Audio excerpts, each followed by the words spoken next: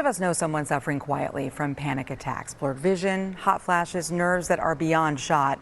And it can all come at the very worst time, and it did. Over and over and over again. For ABC's chief national correspondent, Matt Gutman, thank you so much for going there with us, and you have been on quite a personal journey.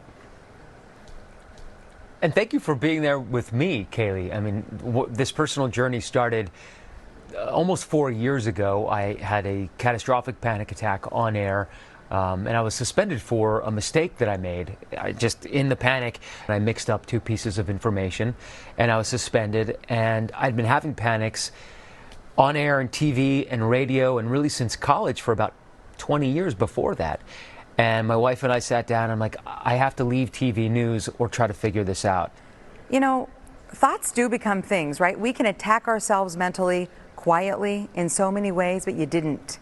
You didn't. That could have been the end of your career. And in many ways, you're starting out on a whole new mission now.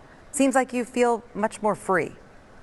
I feel much more free. And it's interesting, when I decided to go on this journey of self-healing, and it sounds kind of cheesy, but it's literally what it is. It's like, I got to figure this out. Something inside me felt broken. I didn't think about writing a book. I just thought about, like, okay, I need to make myself better. How am I going to do that? And it was only about a year into this process, after I had another panic attack in December 4th, 2020, I started to realize that talking to people and sharing was enormous. And since then, that has been one of the missions that I've been on. One of the things you talk about is quieting that inner critic, right? We all have that. And you dove into the science of this to find treatment? So there are a couple of things, right? The first is evolutionary science. I wanted to know why humans still have anxiety and panic, because we know that they are so very bad for our health. So how come we haven't adapted out of it? The answer, according to the evolutionary psychologist, is that panic is normal.